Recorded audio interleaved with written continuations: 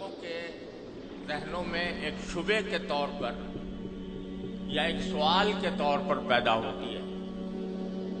ہم جب سے دارالعلوم قائم ہوا 14 اگست کی تقریب منایا کرتے ہیں اور اس موقع پر کبھی مختصر کبھی مفصل اجلاسات بھی مقرر ہوتے ہیں، منعقد ہوتے ہیں، جس میں پاکستان کی تاریخ بھی بعض اوقات بیان کی جاتی ہے اور پاکستان کے مقاصد کا بھی ذکر ہوتا ہے۔ بعض مرتبہ دلوں میں یہ خیال پیدا ہوتا ہے کہ ہم جو اپنے آپ کو حضرات علماء دیوبند سے وابستہ قرار دیتے ہیں اور انہی کے خوشچی ہیں، کیونکہ ہمیں اس بات پر مکمل اعتماد، الحمدللہ مکمل اعتماد اور یقین ہے کہ حضرات اکابر علماء دیوبند ہمارے بہترین اسوہ اس لیے ہیں کہ وہ اتباع سنت کی تصویر ہے، اور ہمیں اس بات پر مکمل اعتماد ہے کہ اہل السنت والجماعہ کا جو طریقہ ہے وہ ہمارے حضرات اکابر علماء دیوبند اس کا مظہر ہے، ما انا علیہ و اصحابی کا مظہر ہے۔ تو چونکہ حضرات علماء دیوبند اور ان کی اتباع میں ہم بحیثیت خدام جامعہ دارالعلوم کوئی دن نہیں منایا کرتے، کوئی کسی کی برسی نہیں منایا کرتے، کسی کی پیدائش کا دن نہیں منایا کرتے، یہاں تک کہ اس کائنات میں سب سے زیادہ عظیم ہستی جو در حقیقت وجہ تخلیق کائنات ہے، جناب محمد الرسول اللہ صلی اللہ علیہ وسلم، آپ کا یوم پیدائش بھی ہم لوگ نہیں مناتے۔ آپ کا وہ یوم پیدائش جس کو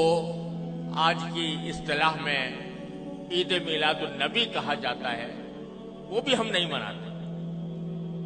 لیکن یوم پاکستان مناتے ہیں،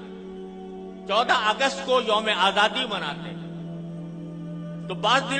لوگوں کے دلوں میں یہ خیال پیدا ہوتا ہے کہ جب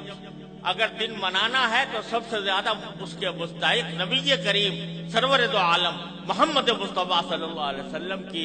پیدائش ہے یا آپ کی یاد ہے جس کو منانے کے لیے کوئی تقریب منعقد کی جائے۔ کیا وجہ ہے کہ ہم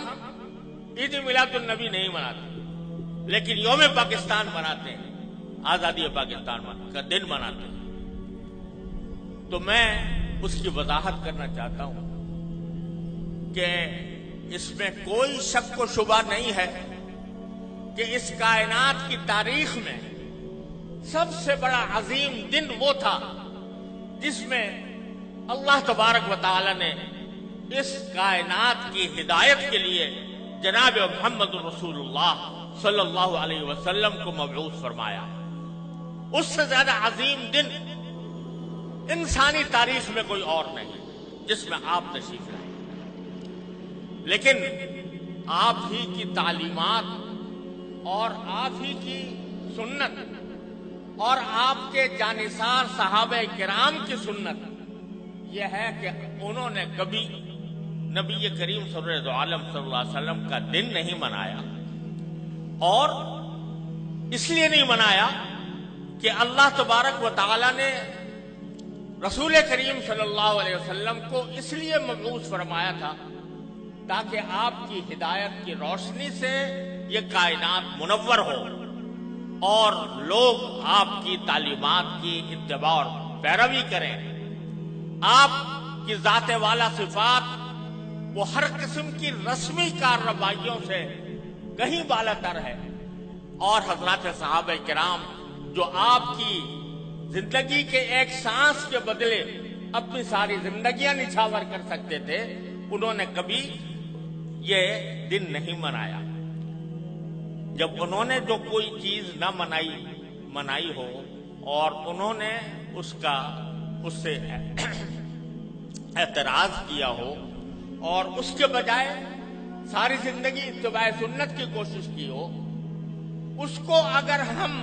منانا شروع کریں تو دین کے اندر ایک اضافہ ہوگا، دین کے احکام میں ایک اضافہ ہوگا، اور دین کے کام میں کوئی اضافہ وہ بدعت کہلاتا ہے۔ من احدث فی امرنا ھذا فہو رد، تو وہ بدعت بن جاتا ہے، کیونکہ وہ ایک مذہبی معاملہ ہے۔ عید میلاد النبی مذہبی تقریب کے طور پر منائی جاتی ہے، مذہبی عید کے طور پر، عید کا نام اس کا رکھا گیا ہے، اور وہ مذہبی تقریب ہے۔ اور مذہبی تقریب اگر کوئی شخص مذہب کا حصہ سمجھ کر وہ منائے گا تو دین میں ایک اضافہ ہوگا جس کا نام بدعت ہے۔ اس لیے ہمارے اکابر علماء کرام نے اس بنانے کا اہتمام نہیں کیا۔ جہاں تک یہ 14 اگست کا تعلق ہے، 14 اگست کے یوم آزادی کا تعلق ہے، یہ کوئی مذہبی تقریب نہیں ہے، یہ کوئی دینی اجتماع نہیں ہے، یہ دینی تقریب نہیں ہے، بلکہ یہ ملکی تقریب ہے، اور ملک کی آزادی کے طور پر، اس کے ایک نشان کے طور پر اس کو منایا جاتا ہے۔ کوئی شخص بھی جو اس کو منانے والا ہے وہ اس کو دین کا حصہ سمجھ کر نہیں مناتا، اس کو مذہب کا جز سمجھ کر نہیں بناتا، بلکہ ایک ملکی تقریب ہے، ایک ملک کا اللہ تبارک و تعالیٰ نے ایک ملک ہمیں عطا فرمایا، اور ایسا ملک عطا فرمایا جس کی تفصیل مولانا عزیز الرحمان صاحب نے بیان کی ہے، تو وہ ہم ایک ملک کی تقریب کے طور پر بناتے ہیں۔ بدعت اس وقت بنتی ہے کوئی چیز جو شریعت میں نہ ہو اور شریعت کا حصہ اس کو بنا دیا جائے، لیکن یہ کوئی شریعت کا حصہ نہیں، یہ کوئی دین کا کوئی دینی تقریب نہیں، دینی عید نہیں، دینی مذہب نہیں، دین کا کوئی مذہبی حصہ نہیں، لہذا یہ ایک ملکی تقریب ہے۔ اور